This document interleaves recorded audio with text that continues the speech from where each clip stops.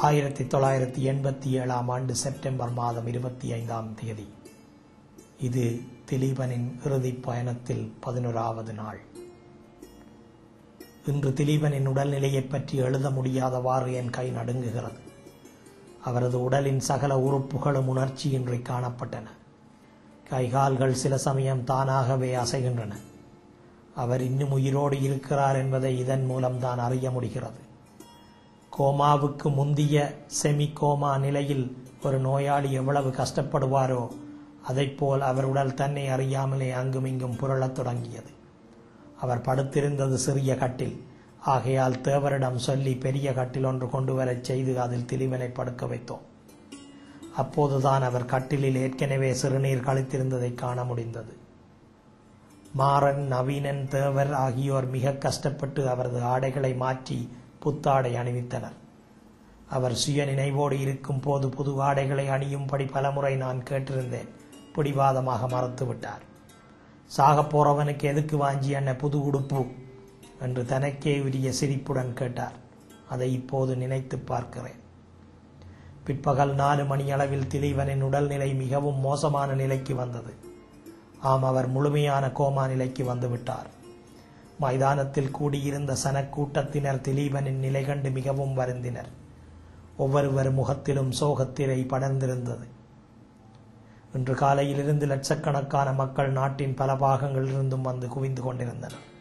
லாரிகள், பஸ்கள், வேன்கள், கார்கள், ஏன் மாட்டு வண்டுகளை கூட அவர்கள் சாரி சாரியாக வந்து நிறையத் தொடங்கினர்.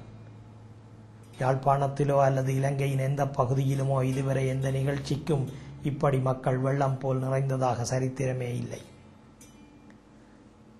இன்று திருகோணமலையில் விறகு ஏற்றிச் சென்று கொண்டிருந்த 8 அப்பாவி தமிழ் மக்கள் சிங்கள குடியேற்றவாசிகளால் வெட்டி கொல்லப்பட்டதாக பத்திரிகைகளில் செய்தி வெளியாகி இருந்தது.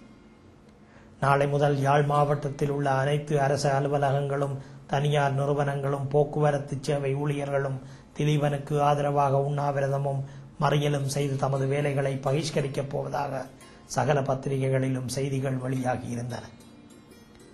தமிழீழ விடுதலை புலிகளின் நிதர்சனம் தொலைக்காட்சி சேவை கடந்த 10 நாட்களாக தினமும் இரவு 7 மணி முதல் விசேட நிகழ்ச்சிகளை ஒளிபரப்பி வந்தது. இப்போது இரவு திலீபனின் உடல்நிலை மேலும் மோசமடைய தொடங்கிவிட்டது. அவர் சுவாசிக்க மிகவும் கஷ்டப்பட்டு கொண்டிருந்தார். திலீபன் சுய நினைவுடன் இருந்தபோது அவரால் விரும்பி கேட்கப்படும் பாடல் ஒன்றை இன்றிரவு மேடையில் ஒலிபரப்பினார்கள். அந்த பாடல் எனக்கு மட்டுமன்றி திலீபன் இருந்த அந்த நிலையில் அனைவரது கண்களில் இருந்தும் கண்ணீரை வரவழைத்து விட்டது. ஓ மரணித்த வீரனே, உன் ஆயுதங்களை எனக்குத்தா, உன் சீருடைகளை எனக்குத்தா, உன் பாதணிகளை எனக்குத்தா, ஓ மரணித்த வீரனே. கூட்டத்திலே சில பெண்கள் இந்த பாடலை கேட்டதும் விம்மி விம்மி அழத் தொடங்கினர். அந்த வேதனை மிக்க இரவு சிறிது சிறிதாக மறைந்து கொண்டிருந்தது.